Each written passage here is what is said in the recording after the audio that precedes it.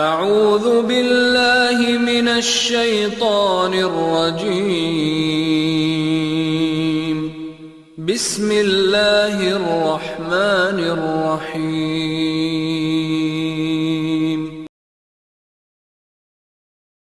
ونستعینه ونستغفره ونعوذ باللہ من شرور انفسنا وسیئات اعمالنا من يهده الله فلا مضل له ومن يضلله فلا هادي له أشهد أن لا إله إلا الله وحده لا شريك له وأشهد أن محمدًا عبده ورسوله يا أيها الذين آمنوا اتقوا الله حق تقاته ولا تموتن إلا وأنتم مسلمون يا أيها الناس اتقوا ربكم الذي خلقكم من نفس واحدة وخلق منها زوجها وبث منهما رجالا كثيرا ونساء واتقوا الله الذي تساءلون به والأرحام إن الله كان عليكم رقيبا يا أيها الذين آمنوا اتقوا الله وقولوا قولا سديدا يصلح لكم أعمالكم ويغفر لكم ذنوبكم ومن يطع الله ورسوله فقد فاز فوزا عظيما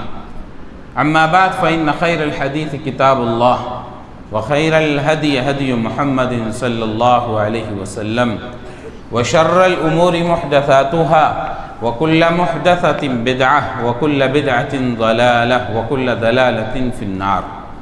حاضرین مجلس، بزرگوں، نوجوان ساتھیوں، عزیز بچوں، پردہ نشین خواتین اسلام، رب العالمین نے ہمیں مسلمان بنایا ہے۔ مسلمان اللہ کے پسندیدہ دین کے ماننے والے لوگ ہیں، اسلام سے مسلمان اللہ کے لیے اپنے آپ کو سپرد کر دیتے ہیں۔ جو بھی کریں گے اللہ اس کے رسول کے حکم کے مطابق کریں گے۔ اللہ کا حکم، جب اللہ کا حکم ہے وہ رسول وہی حکم دیتے ہیں۔ رسول کوئی بھی کام کرتے ہیں یا کہتے ہیں وہ اللہ کی طرف سے ہی ہوتا ہے۔ بہت تکلیف دہ باتیں ہوتی ہیں کہ جب مسلمان اسلام کی کسی بات پر عمل کر رہے ہوں اور اس کے اندر دوسروں کے لیے تکلیف بن جائے۔ ابھی ہم آ رہے تھے، راستے سے 2 راستے بدلنا پڑے۔ کیا وجہ ہے؟ افطار پارٹی۔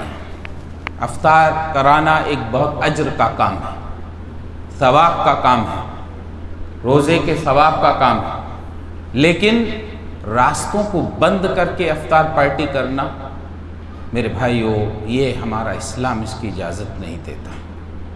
ہم اپنے برادران وطن کو کیا بتانا چاہتے ہیں؟ مجھے تکلیف ہوئی، ہمارے دوسرے جو ہمارے ساتھ رہنے والے، ہمارے اس وطن میں رہنے والے لوگ ہیں، وہ کیا کہیں گے؟ اسی طرح کی چیزیں ہیں جو کہیں نہ کہیں ہمارے خلاف ان کو ابھارتی ہیں، اور ہم ضد پکڑے ہوئے ہیں کہ ہم اسلام پر عمل کر رہے ہیں۔ اس لیے ہمیں سوچنا چاہیے کہ ہم جو بھی کام کرنے جا رہے ہیں وہ عین اسلام ہے کہ نہیں ہے۔ رب العالمین ہمیں اس کی توفیق عطا فرمائے۔ نبی کریم صلی اللہ علیہ وسلم کے بارے میں ام عائشہ رضی اللہ عنہ بیان فرماتی ہیں، کان رسول اللہ صلی اللہ علیہ وسلم یجتہد فی العشر الاواخر من رمضان ما لا یجتہد فی غیرہ۔ کہتی ہیں ام عائشہ، مسلم کی روایت ہے کہ رسول اللہ صلی اللہ علیہ وسلم عبادت میں جتنی محنت عشرہ اخیرہ میں کرتے رمضان کے، کبھی اتنی محنت نہیں کرتے۔ نبی صلی اللہ علیہ وسلم تو ہمیشہ اللہ کے برگزیدہ بندے تھے، وہ اللہ کی عبادت میں لگے رہتے تھے۔ ان کے بارے میں جب یہ کہا جائے کہ وہ عشرہ اخیرہ میں اتنی محنت کرتے، اس کا مطلب ہے کہ کچھ خاص مفہوم ہے، کچھ خاص باتیں ہیں۔ اسی لیے دوسری روایت مسلم کی ام عائشہ کہتی ہیں، اذا دخل العشر شد مئزرہ وَأَحْيَا لَيْلَهُ وَأَيْقَظَ أَهْلَهُ۔ نبی کریم صلی اللہ علیہ وسلم کا جو معمول تھا کہ جب رمضان کا آخری عشرہ آ جاتا تو آپ اپنی کمر کس لیتے۔ کس کے لیے؟ عبادت کے لیے۔ شدہ میں ذرا سے محدثین نے ایک معنی یہ کیا ہے کہ عورتوں سے دور ہو جاتے۔ وَأَحْيَا لَيْلَهُ، رات جگتے، رات میں عبادت کرتے، وَأَيْقَظَ أَهْلَهُ، اور اپنے گھر والوں کو جگاتے۔ جگنے کا مفہوم کیا ہے؟ کیا پوری رات جگا جائے کہ ہم اپنی آنکھ کے اندر ذرا بھی نیند نہ آنے دیں، بس یہی عبادت ہے؟ نہیں۔ دوسری روایت ایک اور ہے، اما عائشہ کہتی ہے ما رأیت رسول اللہ صلی اللہ علیہ وسلم قام لیلہ حتی الصباح، میں نے اللہ کے رسول کو زندگی میں کبھی نہیں دیکھا کہ آپ پوری رات عبادت کرتے رہے ہوں اور سوئے نہیں ہوں۔ کیونکہ اگر پوری رات آپ جگ جاؤ فجر کی نماز صحیح سے نہیں پڑھ سکتے، یہ فرض ہے، اور یہ عبادت جگنا یہ نفل ہے۔ اس لیے جگنے کا مفہوم اگر یہ مانا جائے کہ صرف جگنا ہی ہے، نہیں، چاشنی رہنا چاہیے، چاقو چوبند رہیں، چستی رہے تمہارے اندر۔ اگر نیند آتی ہے تھوڑی دیر سو جائیں۔ ہم یہ نہ سمجھیں کہ رات جگنا ہی عبادت ہے، اسی لیے بیچ بیچ میں چائے پانی بھی کرتے رہتے ہیں، کیسے بھی وقت کو کھینچ کے سحری تک لانا ہے۔ اس لیے دوستو آبا کچھ گپ شپ میں بھی لگ جاتے، کیوں کہیں تصور ہمارے ذہنوں میں یہ ہے کہ راتوں کو جگنا ہے، اسی لیے ہمارے یہاں اردو زبان جگنے والی راتیں، عربی کی عبارت ہے۔ اگر عربی ڈکشنری سے دیکھیں احیا لیلہ، اپنی راتوں کو زندہ رکھتے۔ راتوں کو زندہ رکھنے کا کیا مفہوم ہے؟ یعنی عبادتوں سے مزین رکھتے اور گھر والوں کو جگاتے۔ دوسری ایک اور روایت کے اندر ہم عائشہ کہتی ہیں کہ نبی صلی اللہ علیہ وسلم کا جو معمول تھا روزانہ کا، سارے پورے دنوں سال بھر، جب اذا اراد ان یوتر، جب نبی صلی اللہ علیہ وسلم پوری نمازیں پڑھ چکتے اور وتر پڑھنے کے قریب ہوتے تو حضرت عائشہ کو کہتے اٹھو تم بھی کچھ عبادت کر لو۔ سال بھر جگاتے تھے اپنے گھر والوں کو، لیکن رمضان کے عشرہ اخیرہ میں خصوصی طور پر اپنے گھر والوں کو اس طرف توجہ دلاتے تھے۔ مسلمانوں، یہ مفہوم ہے عبادتوں کا۔ ہم اپنے سے جب عبادتوں کو سمجھ لیں تو جگنے کی رات ہے، ہمارے نوجوان بائک لے کے نکل جاتے۔ کیا ہے جگنے کی رات؟ جگنا ہے کیسا بھی۔ ابھی کوئی حادثہ ہوا ہے، کل شاید کسی بچے کی کچھ بڑا حادثہ ہوا ہے، اللہ حفاظت فرمائے ہمارے بچوں کی۔ بائکس لے کر گر گئے، حادثہ اب پتہ نہیں کیا ہوا اس کا، لیکن بتائے بہت سارے اس طرح کے واقعات ہوتے ہیں۔ نوجوانوں، عبادت یہ جگنا نہیں ہے، صرف اس رات کے اندر اپنے رب کو مناؤ۔ سال بھر ہم توجہ اپنے رب کے طرف نہیں دے سکے جس طرح دینا چاہیے تھی، اب یہ موقع آیا ہے ہم اپنے رب کو منا لیں، اپنے رب کے قریب ہو جائیں۔ رب تو ہم کو بہت پسند کرتا ہے اور وہ انتظار کرتا ہے کہ میرا بندہ آئے۔ تمام عام راتوں میں رب العالمین آسمانی دنیا پر آ کر اعلان کرتا ہے، اور رمضان کی راتوں میں خاص طور پر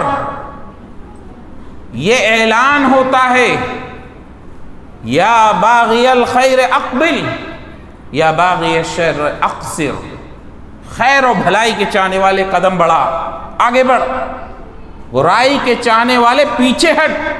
اور رب انتظام فرماتا ہے ان شرک الشیاطین کو جکڑ کر وہ چاہتا ہے کہ انہوں نے جو قبضہ کر رکھا ہے ہمارے مزاج پر وہ قبضہ چھوٹے، لیکن وہ شیاطین تو رب قید کر دیتا ہے، لیکن ہم اپنے نفس کے شیطان کو نہیں مار پاتے۔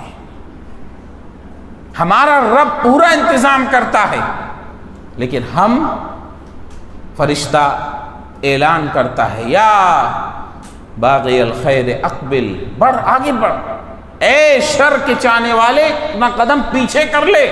وَلِلَّهِ وَتَقَاءُ مِنَ النَّارِ، اور گردنوں کو رب العالمین آزاد کرتا ہے۔ وَذَلِكَ كُلَّ لَيْلَةٍ، اور یہ رمضان کے ہر رات ہوتا ہے کہ رب العالمین اپنے بندوں کو جہنم سے نجات دلاتا ہے۔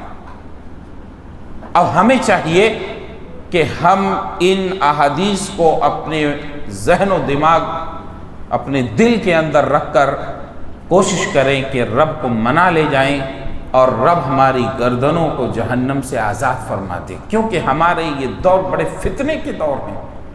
یہاں ہم سے عبادتیں نہیں ہوتی، اور کچھ عبادتیں ہو بھی جائیں تو ان میں اخلاص نہیں لا پاتے۔ اگر اخلاص لا لیں تو یہ ویڈیو، یہ چمک اور یہ دھمک یہ لے اڑ جاتی ہے ساری چیزیں۔ اس لیے پرفتن دور ہے، ہمیں گھر کے کسی گوشے میں بیٹھ کر رب کے سامنے سر رکھ کر گلانے کی ضرورت ہے۔ اتنا شر والا دور ہے، ڈر ہوتا ہے کہ کسی کی اس طرح کی ویڈیو بھی بنا کے کوئی نہیں ڈال دے۔ نہ اچھا کام اچھائی میں رہا، نہ برائی بری رہی۔ نبی کریم صلی اللہ علیہ وسلم نے فرمایا تھا یاتی علی الناس سنوات خداعات، ابن ماجہ کی روایت ہے، امام البانی نے صحیح کا حکم لگایا ہے، لوگوں پر کچھ سال دھوکے کے سال آئیں گے۔ سال دھوکے کے کیا ہوں گے؟ یکذب فیہ الصادق ویصدق فیہ الکاذب، وہ اس طرح کے ایام ہوں گے کہ اس کے اندر سچے آدمی کو جھٹلا دیا جائے گا اور جھوٹے آدمی کو سچ مان لیا جائے گا۔ وَيُؤْتَمَنُ فِيهِ الْخَائِنُ وَيُخَوَّنُ فِيهَا الْأَمِينُ، وہ سال ایسے ہوں گے کہ ان دنوں کے اندر بے ایمان آدمیوں کو امانت دار بنا دیا جائے گا اور امانت داروں کو بے ایمان بنا دیا جائے گا۔ اور آپ نے جو آخری بات کہی وہ ہمارے اس دور کے اعتبار سے بہت فٹ ہوتی ہوئی نظر آتی ہے۔ کہا وَيَتَكَلَّمُ الرُّوَيْبَضَةُ، رویبضہ بڑی باتیں کریں گے۔ کہا صحابہ اکرام نے رویبضہ پہلے دفعہ سنے وہ لفظ، کہا وما رویبضہ یا رسول اللہ، اللہ کے رسول رویبضہ کا کیا معنی ہے؟ کہا الرجل التافہ یتکلم فی امر العام، چھوٹا آدمی، عمر کے اعتبار سے، نہ تجربے کے اعتبار سے، علم کے اعتبار سے چھوٹا ہے، لیکن باتیں حکومت کے لیول کی کرتا ہے، چھوٹا سا ہے، نہ جانکاری اچھی، نہ علم، نہ تجربہ، نہ تربیت، لیکن باتیں حکومتوں کو بنانے، حکومتوں کو گرانے اور بڑی بڑی باتیں کرتا ہے۔ کہا یہ جو ایام ہوں گے بہت دھوکے والے ہوں گے۔ اس لیے میرے بھائیو، ہم سب کو چاہیے کہ ہم ان باتوں کو سوچیں، غور کریں۔ جو باتیں نبی صلی اللہ علیہ وسلم نے کہی ہیں، اب کوئی آدمی یہ کہے کہ جب نبی نے کہا تو ایسا ہوگا تو ہونے دو، ایسا تو نہیں چھوڑا جائے گا نا۔ میرے بھائیو، ہم کو یہ باتیں کیوں بتائیں نبی نے؟ اسی لیے بتائیں تاکہ اس طرح کے حالات میں بھی تم اپنے ایمان کی حفاظت کر رہو، تم لوگوں کو پہچان سکو، تمہارے دلوں کے اندر امانت داری باقی رہے، سارے لوگ بے ایمان ہو جائیں، جھوٹے سچے بن جائیں، اس سے تو یہ نہیں ہے نا کہ سچ ہی ختم ہو جائے، یا خیانتیں لوگ کرنے لگیں اور انہی کو لوگ امین سمجھنے لگیں، تو اس سے تو یہ ہرگز نہیں ہے کہ امانت دنیا سے مٹ گئی، ضرور باقی رہے گی۔ ہم اپنے آپ کو ان کاموں میں لگا کر رکھیں جن کاموں میں ہمارے نبی نے ہم کو کہا ہے۔ یہ عشرہ اخیرہ ہے، اس کے اندر نبی صلی اللہ علیہ وسلم آندھی طوفان کی طرح عبادتیں کرتے، لیکن اس بات کا خیال رکھتے، جو حضرت عائشہ نے کہا میں نے کبھی نہیں دیکھا نبی صلی اللہ علیہ وسلم کو کہ پوری رات قیام کیا ہوا آپ نے، کہ آپ پوری رات کھڑے رہے ہوں قیام میں، اور یہاں پر مسلمانوں کی ٹولیاں بن کر ایک ایک رات میں پورا قرآن ختم کر دیتی۔ یہ کیا ہے؟ یہ سنت کے خلاف ہے، نبی کی شریعت کے مزاج کے خلاف ہے۔ آپ فرمایا جس نے 3 دن سے کم میں قرآن ختم کیا اس نے کچھ نہیں سمجھا، کیا سمجھے گا وہ؟ اس لیے میرے بھائیوں، عبادتوں کو من موافق نہ بنائیں۔ دوسری بات، ابھی صدقۃ الفطر کے متعلق کچھ باتیں بتا دینا چاہتا ہوں، کیونکہ وہ ہمارے عمل میں آنے والی ہیں۔ ہمارے یہاں پر ہر چیز میں کچھ اپنے طرف سے سمجھنے، سمجھانے یا اس کو عمل میں لانے کی کوشش کرتے ہیں۔ دیکھیے آپ فرق، حضرت عبداللہ ابن عباس کہتے ہیں فرض رسول اللہ صلی اللہ علیہ وسلم زکاۃ الفطر، عبداللہ ابن عمر فرض رسول اللہ صلی اللہ علیہ وسلم زکاۃ الفطر صاع من تمر صاع من شعیر علی العبد والحر والذکر والانثى والصغیر والکبیر من المسلمین وامر بها ان تؤدى قبل خروج الناس الى الصلاة۔ رسول اللہ صلی اللہ علیہ وسلم نے فرض قرار دیا صدقۃ الفطر کو، 1 صاع کھجور، 1 صاع جو، غلام ہو، آزاد ہو، بچہ ہو، بوڑھا ہو، مرد ہو، عورت ہو، سب پر فرض قرار دیا، اور حکم دیا اس کے متعلق کہ عیدگاہ جانے سے پہلے اس کو ادا کر دیں۔ یعنی شوال کا جب چاند دکھا اس وقت سے لے کر عیدگاہ جانے سے پہلے اس کا یہ وقت ہے زکاۃ الفطر کا۔ عبداللہ ابن عمر رضی اللہ عنہما وہ کہتے ہیں کہ لوگوں کے آنے والے جو لینے والے ہیں یا ان کو پہنچانے کے طور پر 1 دن 2 دن پہلے ہم ادا کر دیتے تھے تاکہ لوگوں تک پہنچانے میں آسانی ہو۔ نبی صلی اللہ علیہ وسلم کا عمل زندگی میں یہی رہا کہ عیدگاہ جانے سے پہلے نبی صلی اللہ علیہ وسلم نے کہا کہ اس کو ادا کر دیا جائے۔ عبداللہ ابن عمر زمانہ وسیع ہوا، لوگ بڑھے، اس اعتبار سے 1 سے 2 دن کی صحابہ کے عمل سے یہ ثابت ہوا، اس سے پہلے نہیں دینا چاہیے۔ ہمارے یہاں کچھ لوگ ہمدردی رکھتے غریبوں سے، جو لوگ بھوکے ہیں، فقیر ہیں، غریب ہیں، ہمدردی ہے، اچھی چیز ہے، لیکن ان سے ہمدردی شریعت کو موڑ کر نہیں ہونا چاہیے۔ یہاں پر حضرت ابو سعید خدری رضی اللہ عنہ کہتے ہیں کننا نخرج فی عہد رسول اللہ صلی اللہ علیہ وسلم صاع من شعیر، صاع من طعام، صاع من تمر، صاع من عقد، صاع من زبیب۔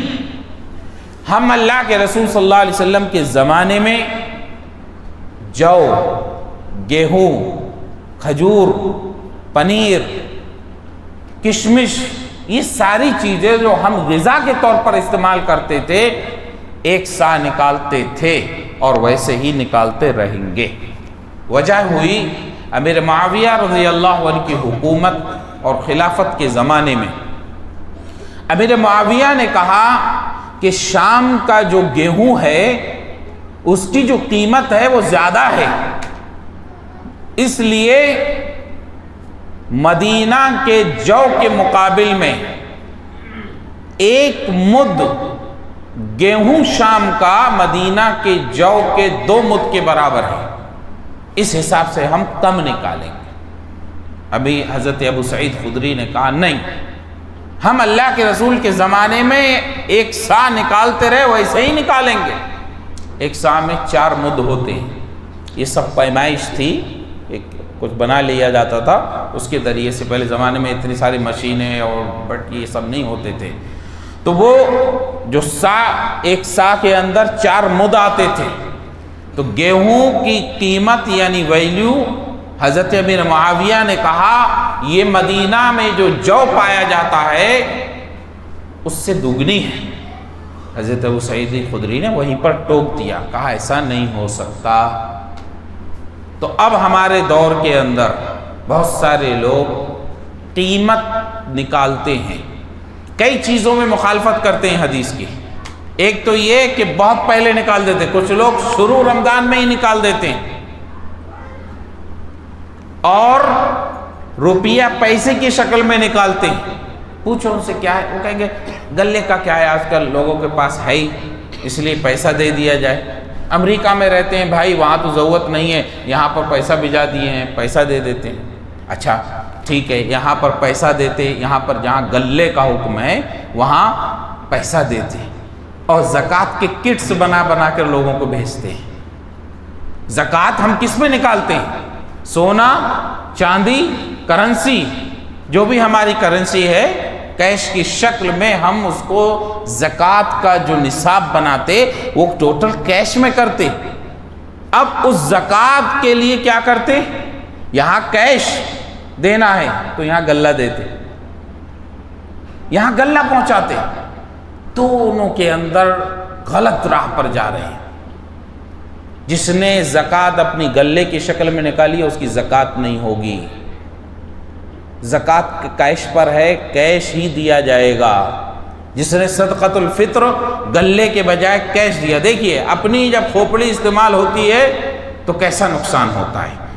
یہ گویا کہ ہمارے اندر غریبوں سے ہمدردی نہیں ہے، اپنا من چرانا ہے، اپنے لیے آسانی پیدا کرنا ہے، سہولت پیدا کرنا۔ کچھ لوگ یہ زکوٰۃ کے کٹس بانٹ کر لوگوں میں شور کرتے ہیں، غریبوں کی مدد کا ڈنکا بجاتے ہیں۔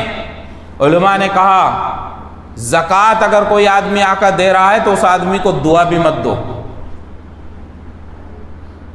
زکوٰۃ دے رہے ہو، آپ میل دے رہے ہو اپنے مال کا، گندگی نکال کر دے رہے ہو، یہ تو مملکت نہیں ہے۔ مملکت اسلامیہ ہو تو تمہاری گھروں پر آ کر حکومت کا بندہ آ کر تمہارا خود بخود لے کے چلا جائے گا۔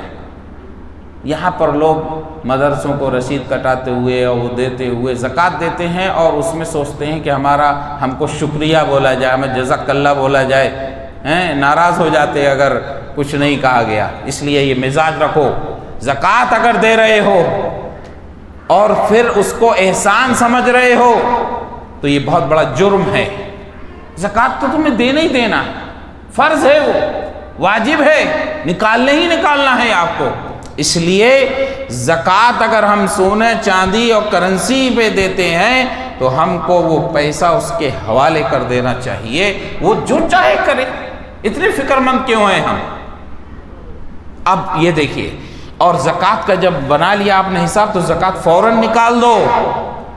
اپنے پاس اس طرح نہ رکھو کہ سال بھر میں ہو سکتا ہے کہ کہیں کسی علاقے میں مسلمانوں پر آفت و مصیبت آئے گی، اس وقت اٹھا کے دے دیں گے۔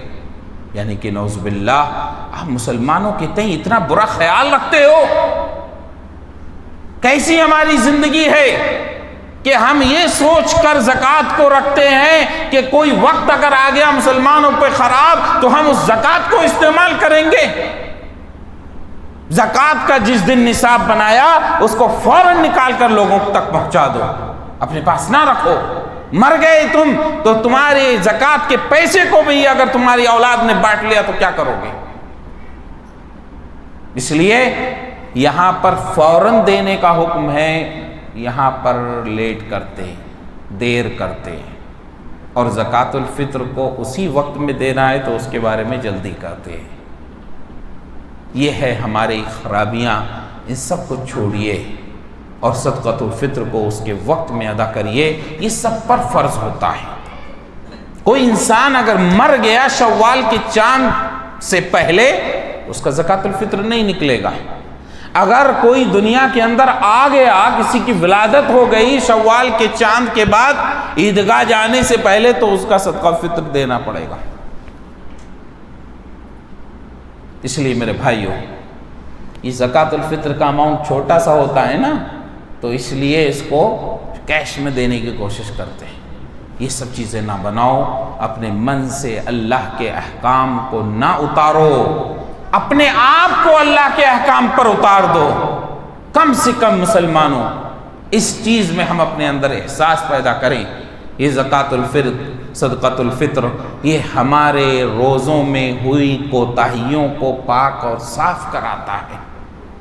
ہمیں حکم دیا شریعت نے، ابھارا کہ روزہ رکھو، روزے کو گندگیوں سے پاک اور صاف رکھو، اس کے باوجود فطری طور پر کچھ رہ جائے طہرۃ للصائم من الرفث واللغو، یہ زکوٰۃ الفطر کے ذریعے سے ہمارا پاک رب چاہتا ہے کہ ہم بے پاک کر دے، ہر طرح سے ہم کو پاکیزگی دینا چاہتا ہے۔ اس لیے رب کے حکم پر چلو، نبی کی محبت کو دلوں میں بٹھاؤ، عمل کے ذریعے سے رب العالمین ہمیں اس کی توفیق عطا فرمائے، ہمارا یہاں بیٹھنا قبول فرمائے۔ رب العالمین اس دنیا میں جب تک زندہ رہیں، اسلام پر عمل پیرا رہیں، ہمارا خاتمہ ایمان پر۔